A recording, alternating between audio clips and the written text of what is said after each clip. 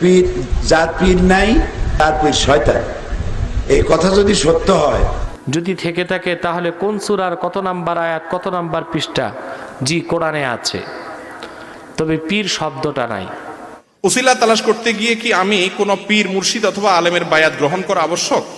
কোরআনে আল্লাহ বলছেন ওয়াবতাগু ইলাইহিল ওয়াসিলা, আর পেয়ে গেছে একটা আয়াত, আল্লাহ উসিলা ধরতে বলছে। এখন উসিলাকে পীর সাহেব ধরে। গ্রহণ করার গুরুত্ব। বায়াত আরবি শব্দ, যার বাংলা অর্থ হচ্ছে বিক্রি হওয়া। এটাকে উর্দুতে মুরিদও বলে। আমাদের দেশে যখন মুরিদ বলে তখন অনেক মানুষ বলে কোরআন হাদিসের কোথাও মুরিদ হওয়ার বিধান নাই। ওয়ালা তাত্তাবিউ, অনুসরণ করা যাবে না, মিন দুনিহি আউলিয়া, দুনিয়ায় কোন ওলি আল্লাহর। অনেকের মন খারাপ হয়ে গেল। আল্লাহ পাইতে হলে কোনো পীরের দরকার নাই, এই ধরনের কথা তোমাদেরকে বলবে। কিছু আয়াতে কারিমাও তোমাদেরকে দেখাবে। যেমন কোরআনুল কারীমের একাধিক জায়গা আল্লাহ তাআলা বলেছেন লাইসা লাহা মিন দুনিল্লাহি মিন ওয়ালিয়্যিন ওয়ালা নাসির।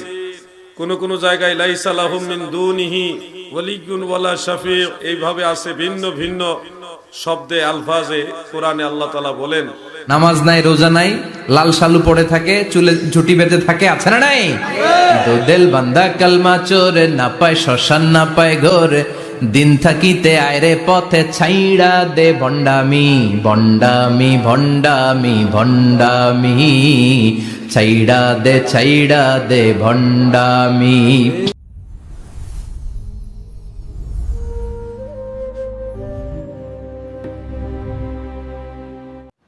আসসালামু আলাইকুম ওয়া রাহমাতুল্লাহি ওয়া বারাকাতুহু।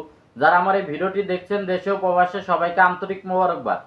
দর্শক শ্রোতা, আসলে কি কোরআন হাদিসে বায়াত হওয়ার কথা কোথাও বলা আছে কিনা, পীর মাশায়েখের কাছে যেতে হবে কিনা, এবং কি আপনি যদি পীর মাশায়েখের কাছে না যান তাহলে আপনার কি ক্ষতি হতে পারে, এবং কি পীর মাশায়েখের কাছে না গেলেও যদি আপনি ইবাদত করেন তাহলে কি আপনি জান্নাত পাবেন, এই ব্যাপারে বাংলাদেশের জামাতের ওলামায়ে কেরাম তারাও বক্তব্য রেখেছেন, এবং কি আহলে সুন্নাত ওয়াল জামাতের ওলামায়ে কেরাম তারাও দলিল সহ বক্তব্য রেখেছেন।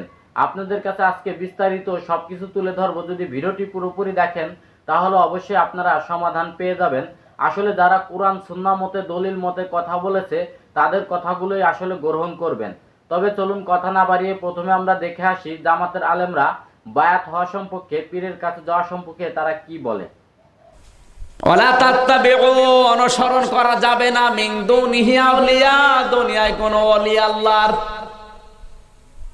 অনেকের মন খারাপ হয়ে গেল না, মানে আমারও মন খারাপ হয়েছিল প্রথমে যে আল্লাহ একই কইল। ওলির বহু বচন আউলিয়া, কোন ওলির অনুসরণ করার দরকার নেই। আল্লাহ এই কথা বললেন কেন? কোরআন শরীফ ভুল? তাহলে এর ভেতরে কি লুকিয়ে আছে এবার তাকান। একটা দুইটা না, যতগুলো তাফসিরে আমি দেখেছি বিশ্ববিদ্যালয় প্রায় 42টার উপরে, সব মুফাসসিরে আউলিয়া শব্দের ব্যাখ্যায় লিখেছেন। আমার আল্লাহ ভালোভাবে জানেন পৃথিবীতে এমন সময় আসবে ওই জামানার মানুষেরা আমি আল্লাহর চাইতে আব্বাকেই বড় মনে করবে। এখনো শুরু হয়নি, কতদূর যাচ্ছে চিন্তা ভাবনা করেন, তারপরে কথা বলবো। জায়গা মতো চলে যায়নি, খালি একজন বলছে। আপনারা কি বোবা হয়ে গেছে? একটু ভাবেন, আয়াতের সাথে বাস্তবতা 100 ভাগ মিলে যাচ্ছে। আল্লাহ ভালোভাবে জানেন অনেক মানুষ আছে এমন আল্লাহর চাইতে আব্বাকেই বড় মনে করবে। আজ হাজারো পীর সাহেবের মুরিদ কোরআন দিয়ে বলবেন, হাদিস দিয়ে বলবেন, না আমার বাবা বলেছ, ওরে শয়তান তোর বাবা বড় হয়ে গেল।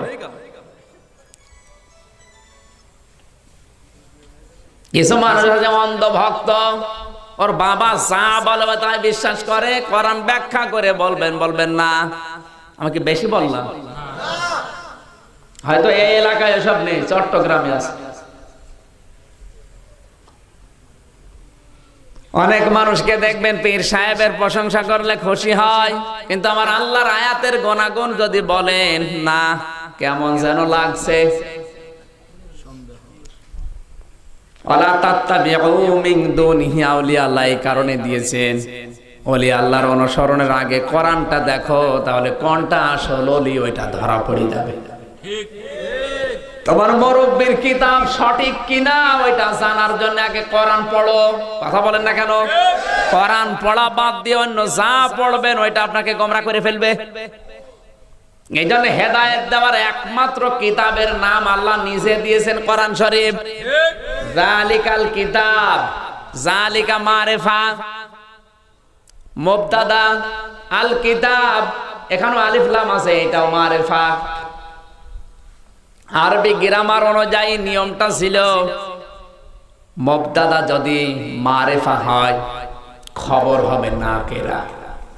এখানে যারা গ্রামার বোঝে একটু জিজ্ঞাসা করেন, আল্লাহ মনে হয় নিয়ম জানে না, আর ভুল করলো কেন? খবর যখন মারিফা হয় তখন ইফিদুল হাস হাসরের ফায়দা দেয়, বাংলা অর্থ দাঁড়ায় একমাত্র কিতাব পৃথিবীতে একখানা আল্লাহ দিয়েছেন হেদায়েত দিতে পারে, তার নাম কোরআন শরীফ।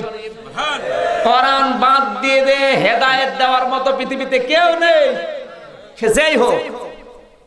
এই জন্য যেখানে যাবেন আগে দেখবেন কোরআন শরীফ আছে কিনা।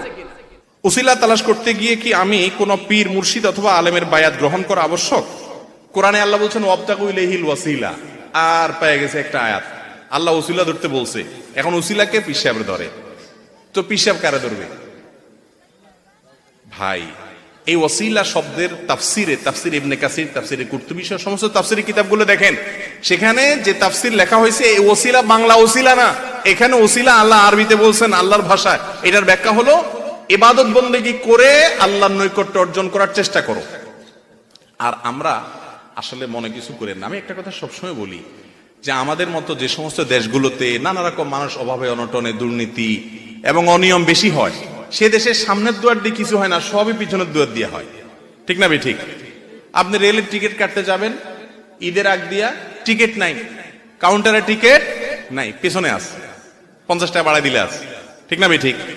আপনি একটা কাজে যাবেন, কোনো অফিস আদালতে নাই, নাই স্যারের টেবিলে এটা নাই, পিছন দিয়ে গেছেন, আপনারা পিয়ন বলবে এদিকে আসেন, সেখানে আছে। ঠিক না ভাই? ঠিক। তো লোক ধরলে সবই হয়, লোক ধরা ছাড়া কিছু আমরা মনে করি কেয়ামতে বোধহয় এটা চলবে। এই জন্য আমল টামল করে কি লাভ হবে ভাই? এগুলো দিয়ে কাজ না, পীর ধরো সে পার করে দিবে। ওই পীরও মুগুরের নিচে পড়বে, আপনি মুগুরের নিচে পড়বে। কারণ আল্লাহর সামনে কিয়ামতের ময়দানে নবীরও সেখানে অস্থির থাকবে, আপনার পীর কোত্থেকে সুপারিশ করবে? যার যার আমল তার একমাত্র বাঁচার অবলম্বন। অতএব এ কথা ঠিক না যে পীর ধরলে বা ওসিলা ধরলে সে নাজাত করে দিবে। অনেকে আছে দেখবেন, বিশেষ করে বড় বড় ব্যবসায়ীরা আছে, বাংলাদেশে বড় বড় নাম করা কিছু পীর আছে, এদের মুরিদ সব বড় লোক দেখবেন। এই বড় লোক মুরিদ গুলো ব্যাককল, পীর সাহেব অবশ্য শিয়ানা। যার কারণে পীর সাহেব এমন সিস্টেম করে যে হাদিয়া তোফা সব আমার কাছে নিয়ে আসো, তোমার আখেরাত আমি দেখবো, টেনশন নেই। এমন দোয়া করে দিব জান্নাত পার করে আল্লাহ জান্নাতের একবারে মাটির তলে ভরে দিব। এরকম আছে না নাই? অনেক লোক নামাজ কালাম পড়ে না, এবাদত বন্দেগী নাই, পীর সাহেবরে হাদিয়া দেয়।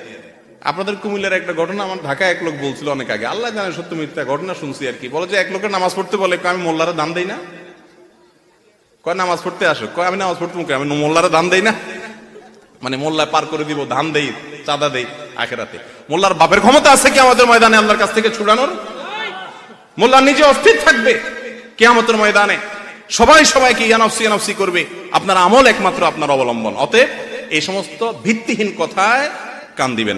নামাজ নাই, রোজা নাই, লাল শালু পড়ে থাকে, চুলে ঝুটি বেঁধে থাকে, আছে না নাই? দুদেল বান্দা কালমা চোরে, না পায় শ্মশান না পায় ঘর, দিন থাকিতে আয়রে পথে ছাইড়া দে ভণ্ডামি, ভণ্ডামি ভণ্ডামি ভণ্ডামি, ছাইড়া দে ভণ্ডামি। নামাজ কালাম পড়ে না, ইবলিশ শয়তানের নানা, এরকম আছে না নাই?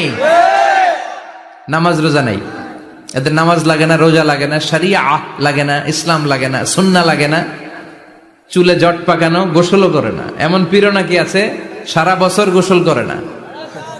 হ্যাঁ, খাটাস, খবিস, সারা বছর গোসল করে না। সারা বছর নাকি গোসল করে না, বছরে একবার গোসল করে, আর ওই গোসলের পানি বরকতের নিয়তে মুরিদরা সব খায় ফেলায়। নামাজ কালাম পড়ে না, ইবলিশ শয়তানের নানা, ধর্মের একখান খুঁটি ধইরা কয়দিন করবা হয়রানি। ভণ্ডামি ভণ্ডামি ভণ্ডামি, ছাইড়া দে ভণ্ডামি। দোদেল বান্দা কালমা চোর, না পায় শ্মশান না পায় ঘোর। দোদেল বান্দা কালমা চোর, না পায় শ্মশান না পায় ঘোর। দিন থাকিতে আয়রে পথে ছাইড়া দে ভণ্ডামি। ভণ্ডামি ভণ্ডামি ভণ্ডামি, ছাইড়া দে ভণ্ডামি। ঠিক কি না? এগুলোর সাথে ইসলামের সম্পর্ক নাই।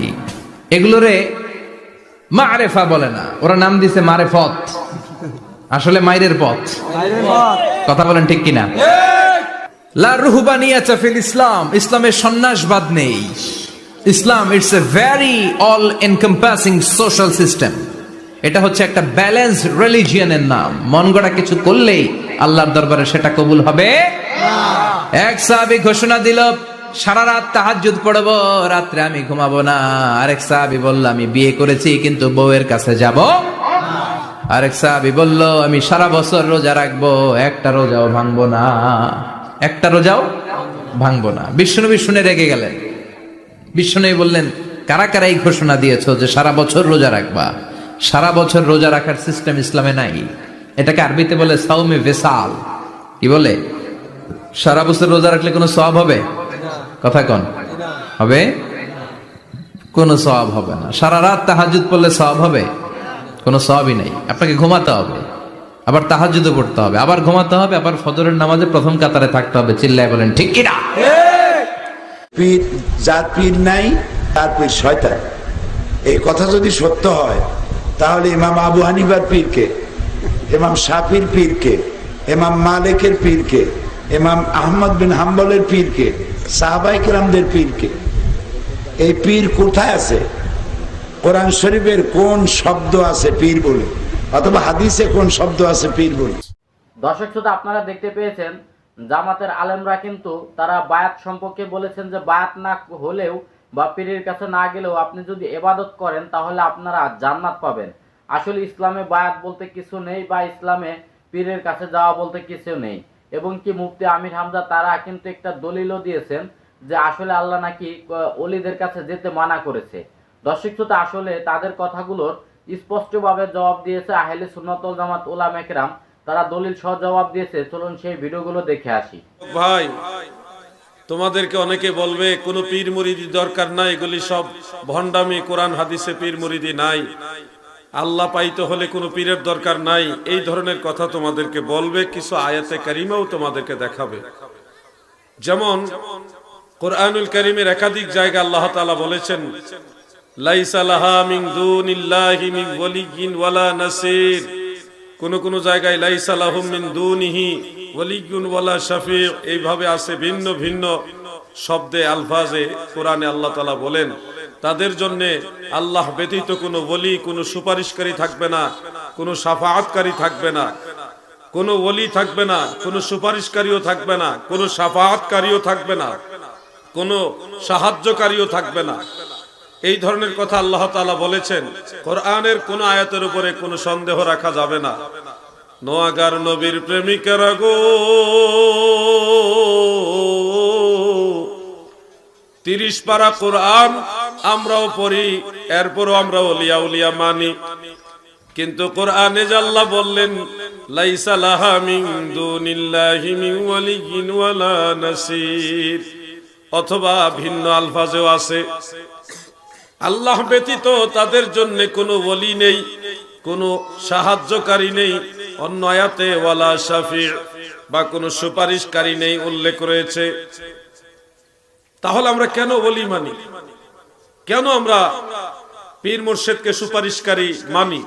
কোরআনে এই কথা থাকার পরেও কেন আমরা পীর মুর্শিদকে ওলি হিসেবে, ওসিলা হিসেবে, সুপারিশকারী হিসেবে মানি? শোনো রে ভাই, এই আয়াতের প্রত্যেকটা আয়াত বিতাফসিল মা'আত তাফসীর আমরা জেনেছি, পড়েছি, বুঝেছি, বুঝে দেখেছি। মহান আল্লাহ তাআলা বলেছেন, যারা কাফির মুশরিক লাইসা লাহা আও লাইসা লাহুম তাদের জন্য থাকবে না, তাদের জন্য নেই। প্রশ্ন, এই তারা কারা? যাদের জন্য কোনো সুপারিশকারীও থাকবে না, যাদের জন্য কোনো ওলি থাকবে না, যাদের জন্য কোনো সাহায্যকারী থাকবে না, এই তারা কারা গো? তাফসীরে জালালাইন, তাফসীরে বাইজাবি, তাফসীরে কাশশাফ, তাফসীর ইবনে কাসির, তাফসীরে দুররে মানসুর, তাফসীরে হাসিয়াতু তাহতাবি আলা তাফসীরে জালালাইন, তাফসীরে কুরতুবী, তাফসীরে খাজেন, তাফসীরে বাগাবী, তাফসীরে কবির, এগুলি খোলো, অনলাইনে পাওয়া যায়, দেখো, সেখানে পরিষ্কার উল্লেখ, যাদের জন্য কোনো ওলি থাকবে না, সুপারিশকারী থাকবে না, কোনো সাহায্যকারী থাকবে না, তারা হলো কাফির ও মুশরিক। কোনো কাফিরের জন্য কোনো ওলি থাকবে না, কোনো মুশরিকের জন্য কোনো সুপারিশকারী থাকবে না, কোনো বেঈমানের জন্য আল্লাহর দরবারে কোনো ওলি থাকবে না। কিন্তু আল্লাহ তাআলা বলেন, ইন্নামা ওয়ালিয়ুকুমুল্লাহু ওয়া রাসূলুহু ওয়াল্লাযীনা আমানু, নিশ্চয়ই তোমাদের ওলি হলো আল্লাহ, তোমাদের ওলি হলো মুহাম্মাদুর রাসূলুল্লাহ, তোমাদের ওলি হলো মুমিন বান্দারা। ওয়াল্লাযীনা আমানু, যারা ঈমান আনছে, মুমিন বান্দারাও তোমাদের ওলি। এটাও কোরআনের আয়াত। অতএব কাফেরের কোনো ওলি নেই, মুমিনের ওলি আছে। বেঈমানের কোনো সুপারিশকারী নেই, ঈমানদারের সুপারিশকারী আছে। যারা জাহান্নামী, তাদের কোনো সাহায্যকারী থাকবে না, কিন্তু মুমিন বান্দাদের সাহায্যকারী থাকবে। ক্লাসিফিকেশন বুঝতে হবে। কোরআনের অনেক আয়াত রয়েছে যেগুলির ভাবার্থ, মাহাত্ম্য, যেগুলি শানে নুজুল, আসবাবুন নুজুল না বুঝলে কোরআন পড়ার পরেও তোমরা কোরআন বুঝবে না। কোরআন পড়তে হলে কোরআনের বুঝার কিছু জ্ঞান আছে, এগুলি তোমাদের জানতে হবে। যেমন নাসিখ মানসুখ বুঝতে হবে। কোরআনের আয়াত মানেই সবসময় দলিল না। এমন আয়াত আছে যেগুলির হুকুম মানসুখ হয়ে গেছে, আল্লাহ নিজে ওই আয়াতের হুকুম রহিত করে দিয়েছেন, এটার হুকুমটার সাইলেন্ট হয়ে গেছে, অফ হয়ে গেছে, কিন্তু আয়াত ঠিক আছে, আয়াত অস্বীকার করা যাবে না। কিন্তু ওই আয়াতের হুকুম এখন শরীয়তে চালানো যাবে না, আল্লাহ ওই হুকুমটা উদ্ধ করে দিয়েছেন, তুলে নিয়েছেন। এরকম আয়াত আছে অনেক কোরআন শরীফে। অনেক আয়াত আছে যেগুলির বাহ্যিক কোনো অর্থই নাই। গ্রহণ করার গুরুত্ব। বায়াত আরবি শব্দ, যার বাংলা অর্থ হচ্ছে বিক্রি হওয়া। এটাকে উর্দুতে মুরিদও বলে। আমাদের দেশে যখন মুরিদ বলে, তখন অনেক মানুষ বলে কোরআন হাদিসের কোথাও মুরিদ হওয়ার বিধান নাই। আসলে সে বোঝে না, যার কারণে এমন কথা বলে। আরবি ভাষায় মুরিদের আরবি ভাষা হচ্ছে বায়াত, নিজেকে বিক্রি করে দেওয়া। এই বিষয়ে মনে বিভিন্ন ভুল প্রশ্নের উদ্বেগ হতে পারে যে আমি নিজেকে কেন বিক্রি করে দিব। এই বিক্রি করা বাজারের পণ্যের মতো নয়। এটা হচ্ছে নিজেকে আল্লাহর ওলি, কামিলে মোকাম্মেল আল্লাহর ওলির কাছে এমন ভাবে সুপর্দ করব, ওনার দেখানো পথ ও মত মোতাবেক আল্লাহ এবং তার রসুলকে তালাশ করব। এটাই বায়াত। জোরে বলেন সুবহানাল্লাহ। হয়তোবা মনে মনে ভাববেন, হুজুর, পীর মুর্শিদ আল্লাহর ওলিদের কাছে বায়াত গ্রহণ করার জন্য যেতে হবে, কোরআন সুন্নাহ এমন কোন বর্ণনা আছে কিনা? পবিত্র কালামে হাকিমে সূরা তাওবার 119 নম্বর আয়াতে কারিমায় সরাসরি আল্লাহ তাআলা আমাদেরকে একটা নির্দেশ দিয়েছেন। আল্লাহ বলেন, বিসমিল্লাহির রহমানির রহিম, ইয়া আইয়ুহাল্লাযীনা আমানুত্তাকুল্লাহা ওয়া কুনু মা'আস সাদিকিন। জবান খুলে পড়েন সুবহানাল্লাহ। রব্বুল আলামিন সূরা তাওবার 119 নম্বর আয়াতে কারিমায় বলেন, ইয়া আইয়ুহাল্লাযীনা আমানু, ও ঈমানদারের দলেরা, ইত্তাকুল্লাহ, তোমরা আমি আল্লাহকে ভয় করো, জোরে বলেন সুবহানাল্লাহ। মুসলমান রে, বুঝে থাকলে জবাব দেন, অন্তরে ভয় হবে কার? জোরে বলতে হবে কার? অনেক দলের আলেমেরা আছে আল্লাহর ভালোবাসার কথা বলে থাকে, অনেকে এমনও বলে আমরা আল্লাহকে ভালোবাসি, কিন্তু আল্লাহ কয় ইত্তাকুল্লাহ, আমি আল্লাহকে ভালোবাসা নয়, আমি আল্লাহকে ভয় করো। জোরে বলেন সুবহানাল্লাহ। তাহলে আল্লাহর জন্য কি ভালোবাসা না ভয়? জোরে বলতে হবে, আল্লাহর জন্য ভালোবাসা না ভয়?